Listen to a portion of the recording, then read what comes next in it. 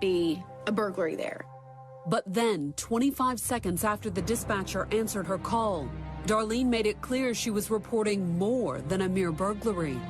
Something was also wrong with her husband, Keith. There's blood on the bed. He is struggling. Her husband was laying there shot in the head. He has pink foam coming out of his mouth. And he's making it god awful sound.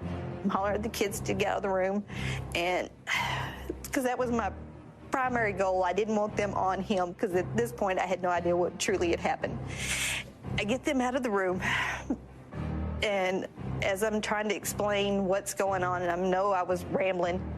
The dispatcher directed officers to the scene. We have a lady on the phone that is a possible break-in her house, and her husband's been shot. The squad car's en route. The dispatcher then tried to determine if the shooter was still on the scene. You don't see anybody. I mean, like there's nobody around or anything, do you? I don't see anything. This back door was wide open. Someone had evidently broke into the house and had left the door open and was trying to steal his gun or something. Minutes into the 911 call, with Darlene still on the phone, the first officers arrived on the scene and found the missing guns. We got a lot of guns here in the front yard. The guns were found in the front corner of their yard, essentially, closest to the house, and they were neatly stacked. A dying man, an open door, and a yard full of guns. To the officers at the scene, the pieces of the puzzle didn't seem to fit together. The only thing that was taken were the guns, and then they were left right there in front of the house. Within 7 minutes of the first officer arriving, he got on the radio and told one of the other officers, "This isn't right." Something stinks about this. Something ain't right here, man. I'm telling you.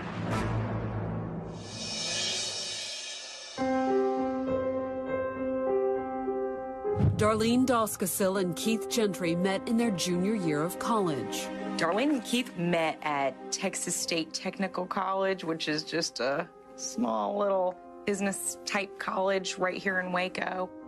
A former homecoming queen from the small Texas town of Cameron, Darlene was studying to be a dental assistant. In all honesty, I did not have anything that I just was dead set that I wanted to do, except I knew I wanted to have a career. I hated my teeth, so I thought, okay, well, maybe I'll go into something of dental.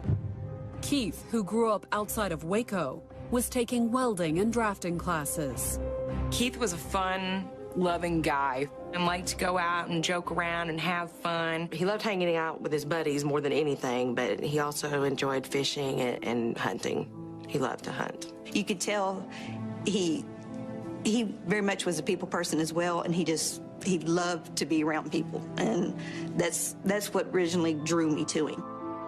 But it wasn't just Keith's personality that drew Darlene in. He just had the most beautiful eyes. He was handsome.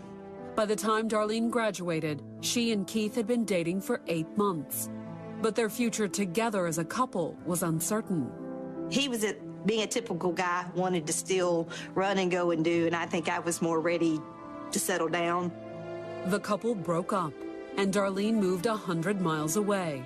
I said I can't handle being, because I loved his family, and I couldn't handle being around everybody. So I took off, went to Dallas, lived there for about a year. She worked for this dentist until she got her car stolen in Dallas and decided to come home. She also decided to come back to Keith. Both of them liked to dance. They ran into each other at a dance and just started talking from that and got back together. We were kind of happy that they did, sort of. You know, we liked Darlene. We thought she was good for him. And this time, it looked as if Keith agreed. In 1999, after 3 years together, he asked Darlene to marry him. She said yes. It was a typical Texas wedding. We did the barbecue for and the dance afterwards. It was a good time. It was a great thing. I was glad to see him get married and settle down. After the wedding, Keith took a job as a traveling electrician for an architecture firm. Settling into Keith's hometown of Robinson, Texas, the newlyweds built a house next door to Keith's parents and started a family. They had 3 boys within about a 4-year period, pretty much back to back to back. which was, pretty stressful at times. Darlene was also juggling a new career. After the second baby was born is when Darlene decided to go to nursing school. I realized once I got into it, that is what I would need it to do. And if Darlene's new nursing career wasn't demanding enough, Keith's job as a traveling electrician kept him on the road 4 days a week. He was gone quite a bit during the week. Darlene, I think, was pretty stressed out having to work, take care of, kids. I mean, it was get up, take care of the kids, get them off to school, come home, cook supper. Keith and Darlene only saw one another on the weekends, but they did make the best of it. They went out a lot of times on weekends with friends and, the children when they had them. Well, we'd keep the kids while they went out. We had a group of friends. We used to go out on weekends all the time together as, a group. And, husbands, wives, boyfriends, girlfriends, we all hung around and did a lot of stuff together. In order to be closer to his growing family, Keith took a new job closer to home. Keith needed to be with them, and especially being boys, that was going to be harder on everybody raising 3 boys. He took instead a job that was a daytime job, more of a desk job that he didn't really like. The money wasn't great either. And it was going to be a pay cut for him, but he was willing to do that, to be at home, with his kids. But the fact that Keith was making less seemed to have little effect on Darlene. She liked to shop. She did like to look nice, and probably spent a lot of money on that. She made sure the house looked nice, too. Whatever she wanted. New dining set, new furniture, things of that nature. Darlene's free-spending ways soon led to friction with Keith. He told me she'll spend everything if I'm not there with her. She had run up huge credit card bills, and that Keith had started getting phone calls at work about them. Like many couples, they also disagreed about how to handle their children. Didn't like the way she was handling the kids, or when she handled the kids. She'd let them scream a lot, and that bothered him. By 2005, after 6 years of marriage, the strain was showing. You could sense a feeling that something was wrong between them. They didn't seem to be happy, and Keith wasn't happy. We'd fight about stupid things. And if anybody says they have a perfect marriage, they're lying, because that doesn't happen. And Keith's friends and family couldn't help but notice that instead of trying to make time for each other, the couple increasingly spent their free time apart. Darlene had been leaving the boys with Keith's parents quite a bit, not just during the day when she was at work, but in the evenings too, and was, going out and partying. Yet despite the marriage's downward spiral, Keith was determined to stick it out.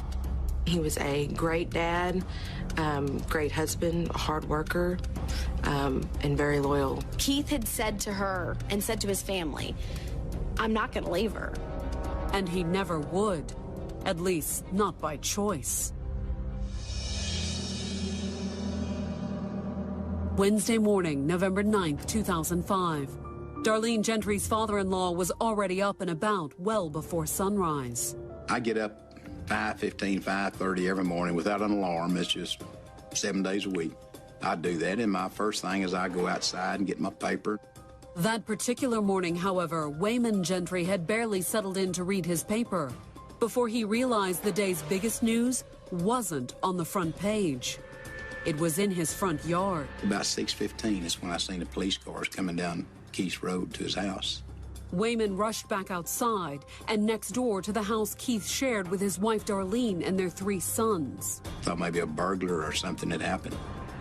And I walked over there and asked what happened, and they said, just stay in your own yard. And I said, well, that's my son over there. He said, I don't care, stay in your own yard.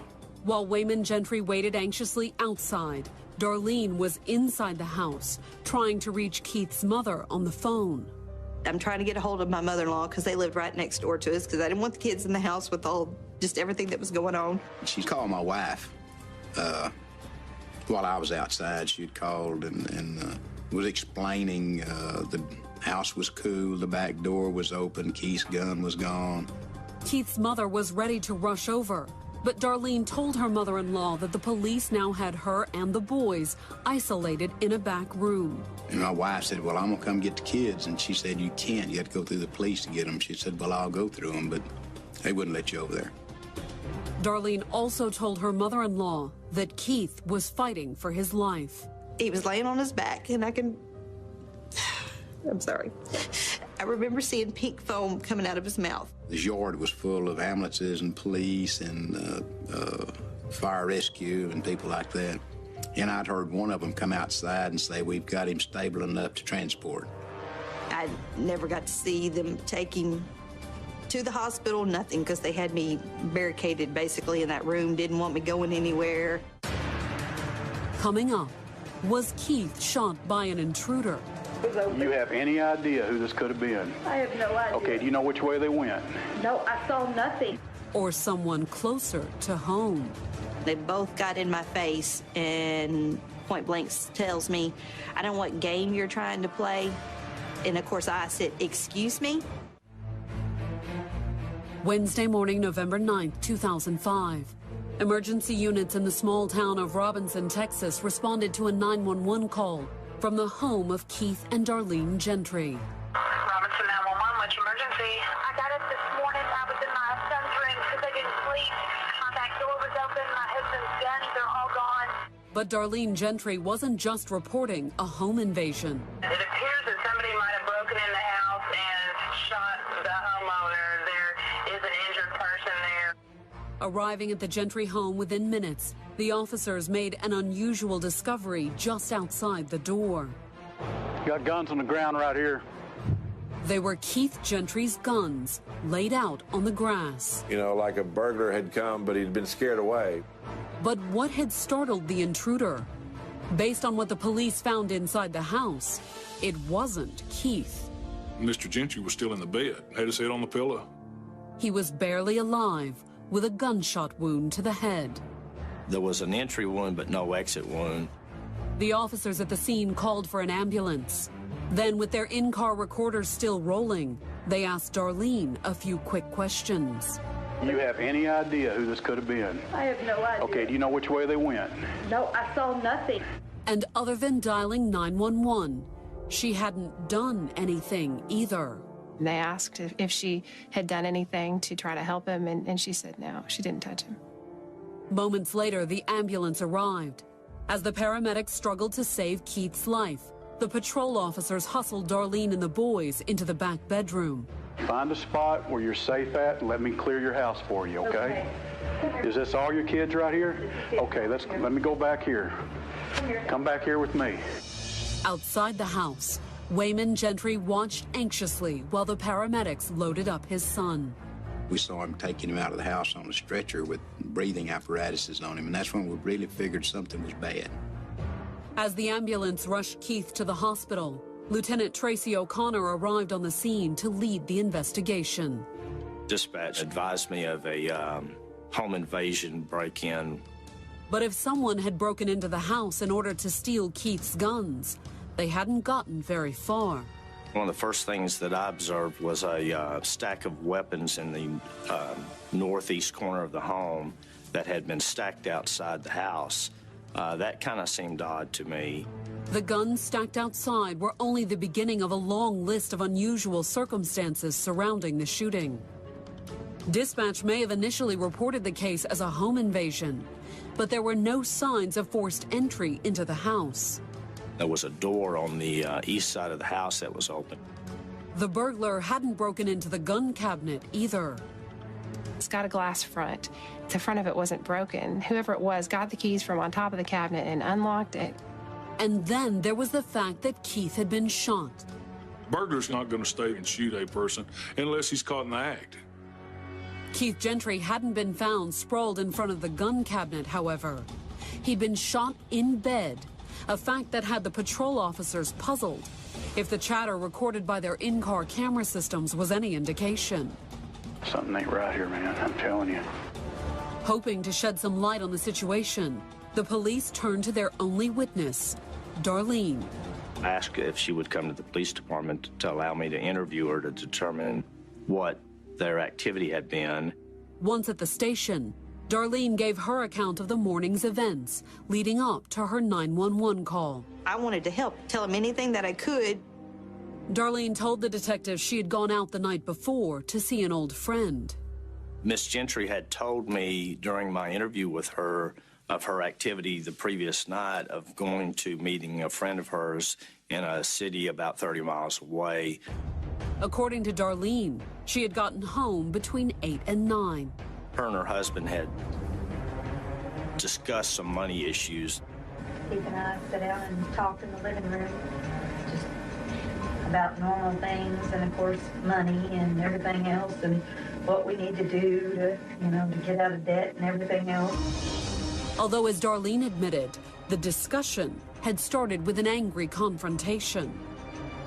Someone called Keith at his office about a bill being overdue on one of the credit cards. That's the one thing Keith is a fanatic about is his credit. And I'm the world's worst at it. Faced with her husband's anger, Darlene said she had left him alone to cool off. She didn't want to fight with him, and she just drove around. Darlene told detectives that by the time she got back, Keith had calmed down. They sat down and talked without either one of them getting angry. And it was more of an understanding between them. He was very calm and just, hey, okay, this is what we've got. We need to do this. Do you have any, suggestions? I mean, it was a very, how you're supposed to have conversations. The matter apparently settled. Darlene said she and Keith had gone to bed, but she hadn't stayed there. Miss Gentry related to me that her children had been sick that night. All three of the kids were up. I was trying to keep them quiet. We went off into my oldest son's bedroom. We were watching TV. Before I do it, I was asleep, and apparently everybody else was too, until almost 6. As Darlene explained it to the police, she was still in the boys' bedroom when she awoke the next morning. Literally, him jumping on my head, the baby jumping on my head is what physically made me realize I'm already late. I need to get up, get moving.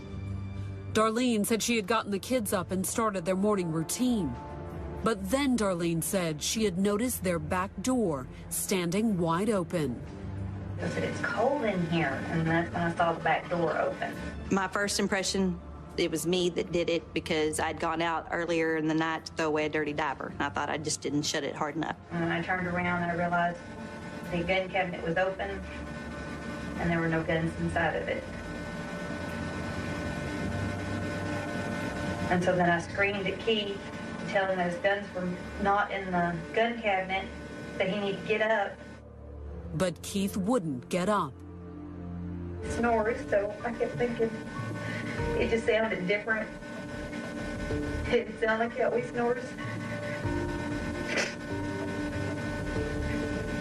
So I flipped the light on in the bathroom, and when I turned around, I could see his stomach, like he was breathing with all of his muscles that he had in his abdomen. And then I realized that he had foam coming out of his mouth. And I tried to holler at him, told him Keith, and I kind of hit him. And didn't make any other noises than what he was already making. And then I realized I saw blood on the sheet. And then that's when I just grabbed my cell phone. I don't know, I panicked. A few minutes later, the first responders arrived and took Keith to the hospital. That was the last Darlene had seen of her husband. She never once asked how he was doing at the hospital, never once questioned whether she could go to the hospital.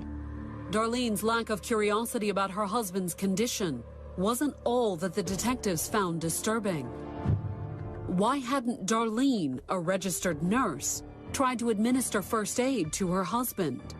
I don't know if I was in a fog or I was in shock. I don't know what it was. I grabbed my cell phone and I turned it on, trying to call 911. I'm hollering at the kids to get out of the room, and because that was my primary goal. I didn't want them on him.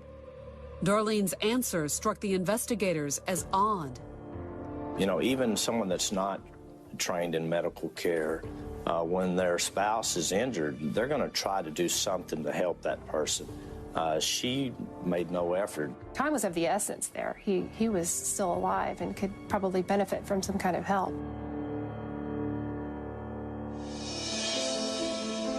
About an hour into Darlene's police interview, the hospital contacted Detective O'Connor with an update on Keith's condition. The wound that he had sustained pretty much made him brain dead. The investigator cut the interview short and drove Darlene to the hospital. Once there, Darlene joined the small crowd of friends and family waiting outside the ICU.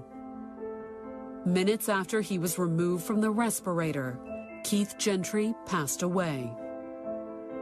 I never saw her actually really break down. She had tears in her eyes and mourned, but not like someone like that should have done.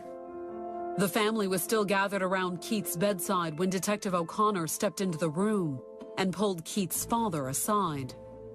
Detective Tracy come in there and told me that if you would, we'd like to see Darlene again. Once y'all are through in here, we'd like to take her to the office and talk with her some more. And I got a hint then that he had a suspicion about something. Only hours into the investigation, police were already beginning to suspect that Darlene's story was just that, a story.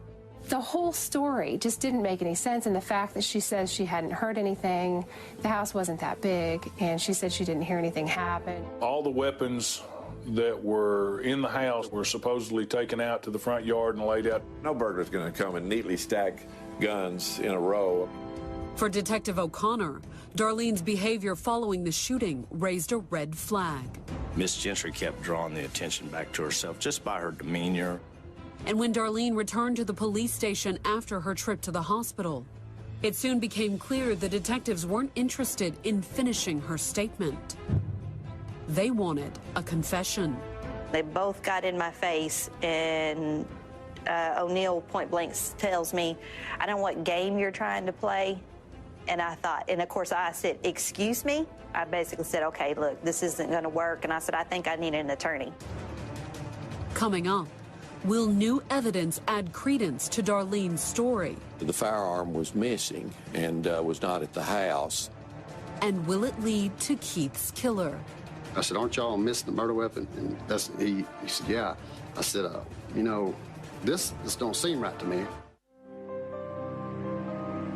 November 9th, 2005 was a long day for Darlene Gentry. A little after 6 a.m., she had dialed 911 to report that her husband Keith had been shot. By 5 o'clock that afternoon, Keith was dead, and she had been in a Robinson, Texas police station for nearly 2 hours, talking to homicide detectives. That interview lasted from 3 o'clock till about 5 o'clock when she decided she didn't want to talk any longer. Concerned that the detectives were attempting to pin the murder on her, Darlene had stopped the interview and asked for an attorney. Initially, I thought they were just trying to find out what was going on, but that's not how it turned out. Why would the detectives suspect Darlene? If a person is killed and they're married and their spouse was in the house, then they're going to look at the spouse first. There were also some things about Darlene's story that made her difficult to rule out. For instance, if a burglar had shot Keith in order to steal his collection of hunting rifles, why had police found the supposedly stolen weapons piled outside the house? Leaving everything behind that you'd killed a person for, it just didn't make sense. The evidence that was collected at the scene, it just kind of started pointing back towards Miss Gentry. However, even as the detectives were drawing their conclusions, new clues at the scene suggested that at least one of Keith's guns had been stolen. Checking registration records against the collection of guns in the yard, there was one weapon that the crime scene technicians couldn't account for. It was a 9-shot, .22 caliber that Keith's father had given him. The firearm was missing and was not at the house. But why take that particular gun? The police had a theory. We were concerned that the .22 pistol was going to be the murder weapon. And they became even more concerned once the medical examiner completed Keith's autopsy. The bullet was too badly damaged in his head to be able to match the bullet to the gun, but it was a .22. But where was the gun? Over the next few days, police searched feverishly for a murder weapon and a motive. You know, there weren't no skeletons in his closet. Appeared to be a good, hardworking man, close to his family, good father. Friends and family weren't quite so kind to Darlene, however. Everything was positive about Keith. Everything was negative about her, how she was never home. Rumors of her racking up the credit card debt. A phone call to the Gentry's insurance company did point to a possible financial motive. He had 2 life insurance policies, one through our Farm Bureau, and the other one was through his employer, and I believe it totaled around $750,000.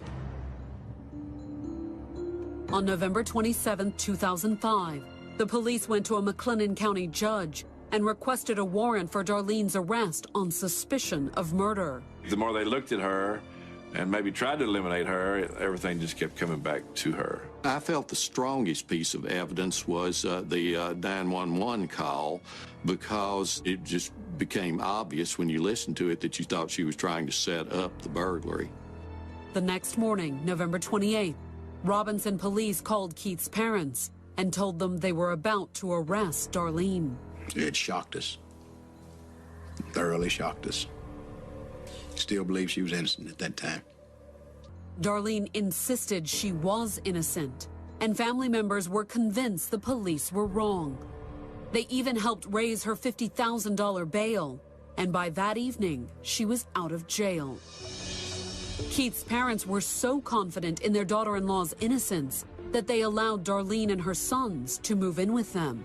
She didn't want to stay over there naturally, and we had 100% belief in her that she didn't do anything, and so her and the kids stayed here. Darlene spent the next several months living in legal limbo. She'd been arrested on murder charges, but it would take several weeks for the DA's office to firm up their case before they took it to the grand jury for a formal indictment. This was a circumstantial case. It wasn't what I'd call a slam dunk. It was not one of these cases where you have a confession or a bunch of eyewitnesses. And there was one piece of evidence the police were particularly anxious to find: Keith's missing .22. We wanted the murder weapon. Darlene, meanwhile, appeared equally determined to move on with her life. At the end of November, she contacted an acquaintance named Robert Pavelka, a local builder and real estate developer. She wanted to buy a house if I had one for sale. She was looking to move, not live in the house where the murder had taken place. I didn't want the kids having to deal with every day about, just whatever. And so I didn't want them having that hanging over their head. Robert told Darlene that he didn't have any homes for sale, but if she wanted to build one, he did have some property. He told us where it was. The friends of ours drove me by so that we could see. According to Darlene, she immediately fell in love with the land. It had been something Keith would have really wanted. It had huge oak trees. It was a beautiful place. Best of all, it had a pond. She called that next day and said, did the pond come with the land? I said, yeah, that's part of it. She said, well, that's great because Keith always wanted a place for his kids to go fishing. But when he met with Darlene to look over the land at the end of December, she had suddenly changed her mind. She still wanted the property, but not the pond. We walked it, looked at it. She got ready to go. Then she said, well, you can take your bulldozer and push that pond in now. I said, I guess fill it in. I said, because to me, it'd be safer for the kids. But Pavelka became suspicious. He knew who she was and what she had been accused of at that point. That night, Pavelka called a friend in the police department. I said, aren't y'all missing the murder weapon? And he said, yeah. I said, this don't seem right to me. First she wanted the water, now she doesn't want the water. My first thought was, as his, that she had thrown the weapon in the tank. Foster immediately called in a dive team. On the morning of January 4th, they recovered a gun from the bottom of the pond. They had a metal detector. They just walked out there and picked it right up. It was Keith's missing .22. We ran checks on it through the alcohol, tobacco, and firearms and determined that the weapon was Mr. Gentry's weapon. The DA's office submitted the new evidence to the grand jury. And on January 11th, the McLennan County grand jury formally indicted Darlene for first-degree murder. We knew that we had a strong circumstantial case. We felt like we had enough. Coming up, when Darlene's case goes to court, the prosecution comes armed with more than just the murder weapon. I said, you're not going to believe what we've got on video. On February 6, 2007, Darlene Gentry entered the McLennan County Courthouse to stand trial for murder. The mother of 3 appeared confident, and she had her reasons. I think she was kind of counting on the fact that here she was, this pretty blonde, mother of 3 young boys, and that, nobody would ever believe that she could possibly have done it. You do not look at her and see killer at all. I mean, she looks like a mom. She looks like a nurse. She does not look like someone who would kill her husband. Darlene didn't look the part, but according to the DA's opening statement, everything else about the case cast her as the killer. The story that she told, the guns were taken from this gun cabinet, and it's got a glass front. The gun cabinet, the front of it wasn't broken. Whoever it was got the keys from on top of the cabinet and unlocked it and took the guns out, which, if you're going to kill a homeowner, just doesn't make much sense. The murder was just such an extraneous thing to the burglary, and a burglary being committed while somebody was in the house and then leaving everything behind that you'd killed a person for, it just didn't make sense. Then prosecutors claimed Darlene had carted her husband's guns outside, called 911, and started covering her tracks. I got up this morning. I was in my son's room because I didn't sleep. My back door was open. My husband's guns, they're all gone. It takes her about 25 seconds to say anything about her husband having been shot. In my business, they call it basically burying the lead. She had to go into all this detail before she actually said my husband had been shot. But was Darlene simply setting up her cover story as the prosecution claimed? The defense, in their open, argued that Darlene was simply in shock. Just because I wasn't screaming at the top of my lungs does not mean that I wasn't worried about what was going on. And, her attorney claimed, Darlene's stunned behavior had unfairly made her the sole focus of the subsequent investigation. She was the only suspect that they ever focused on. Their defense was, well, Robinson police had her nailed from the beginning. They just wanted to get her. They knew it was her. They never looked beyond Darlene Gentry. Listening to the recorded of the morning of everything happened, 7 minutes into it, the initial guy already made the statement, something's not right. I know she did this. The defense was at least partly right. Police had suspected Darlene of Keith's murder within minutes of arriving at the scene. Something stinks about this, Gary. I think she did it. But it would be almost 2 months before they nailed her. When the prosecution started laying out its case, the focus wasn't what Darlene had done on the night of the murder. It was what she had done in its aftermath. To explain, they called builder Robert Pavelka to the stand. The man who Darlene had contacted looking for land to build a house. Pavelka told jurors it wasn't just any land that Darlene had wanted. The key thing why she wanted the land was the pond, for her kids to go fishing. The pond was key. That is, until Darlene suddenly had a change of heart. She wanted me to push it in, and she's going black to white, and something's not right there. Pavelka testified that evening, he called a friend in the police department. I just called him. I said, hey, it's probably nothing, but what do you think about this? To explain how police divers had recovered Keith's missing .22 from the bottom of the pond, the prosecutors called Texas Ranger Steve Foster to the stand. Probably 10 to 15 minutes after getting into the water, one of the divers found the weapon. The only one of Keith's guns taken from the crime scene. Police strongly suspected that the .22 was the murder weapon. The weapon Mr. Gentry was killed with was a .22. And as the DA explained to the jury, recovering the likely murder weapon wasn't all the Rangers did. Working with Robert Pavelka, they devised a sting operation to hopefully erase all doubt as to who put the gun in the pond. They thought there was a chance she might go out there and try to retrieve it if she knew that this pond was going to have to be drained before it could be filled in. Because if the water's gone, you know, there's the gun sitting there. And if she did, the Rangers had planned to be ready. They sat up there with a video camera back there in the brush and waited. In his testimony, the ranger walked the jurors through the details of the sting, starting with the bait. They told Mr. Pavelka to call her and tell her that he was going to drain the pond. She got pretty shook up. You could tell it rattled her. Not long after, from their concealed vantage point, the Rangers watched as Darlene arrived at the pond. 15 to 20 minutes or so go by, and then here she comes out again and gets in the Suburban and leaves. Darlene's trip to the pond had been brief, but as far as the Rangers were concerned, it was more than enough. I called Robinson Police Department and I said, "You're not going to believe what we've got on video." On February 8th, the prosecution played the surveillance tape for the jury. You see Darlene with her blonde hair. I mean, you can obviously tell it's her. She started digging around in the mud and the stuff down there. Not just anywhere in the pond either. When the dive team retrieved the weapon, they left a stick. Actually, you can see it where it's sticking up out of the water, and she was relatively close to where that was. And as the minutes went by, Darlene's search became more and more frantic.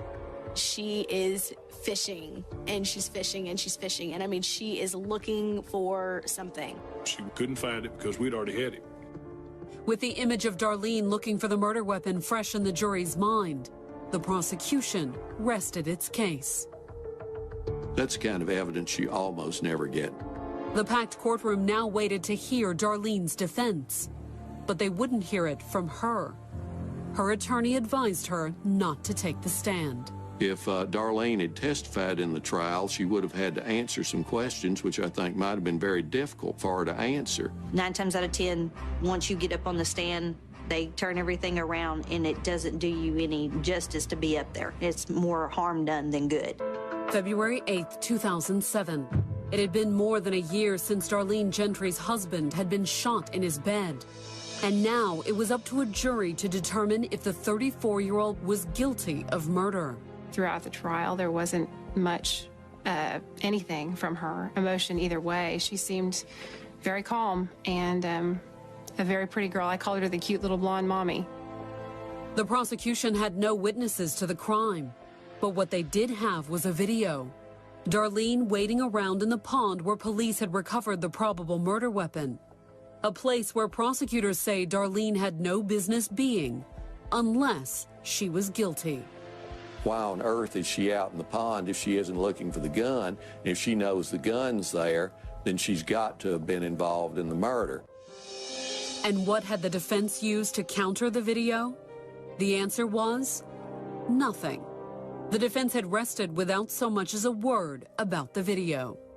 It was ridiculous. It was ridiculous, and everybody was literally looking at each other saying, "That's it? That's the best you have." According to Darlene, she was as surprised as anyone by the move. When he stood up there and said, "We rest," I was in such a total state of shock. After that film was shown, he let the jury go, let everybody go with that picture in their mind. No one knew the whole story. Nobody knew my side of what was happening. But as the jury deliberated and the hours ticked by, the crowd in the courtroom started to wonder, was the videotape as damaging as the prosecutors hoped? I don't think the verdict came back until close to 8 o'clock. A jury's out that long, you sweat it out. Finally, after 5 hours of deliberation, the jurors reached a verdict. They found Darlene Gentry guilty of murder and sentenced her to 60 years in prison.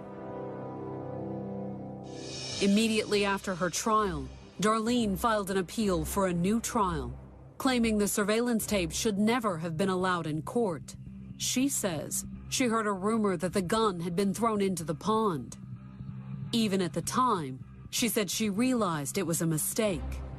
I remember feeling like, okay, this is wrong. I shouldn't be doing this. Basically, whoever did it, plus the cops set me up, that's why I'm sitting in here today. Was Darlene set up? Keith's friends and family are doubtful. After all, a rumor could have convinced Darlene to search the pond. But could a rumor tell her precisely where to look? She went straight to the location where the gun was located. As far as Keith's family and friends are concerned, sitting in jail is exactly where Darlene belongs. We were more worried that there was the possibility that she would get off. And I think she was kind of counting on the fact that here she was, this pretty blonde, mother of 3 young boys, and that, nobody would ever believe that she could possibly have done it.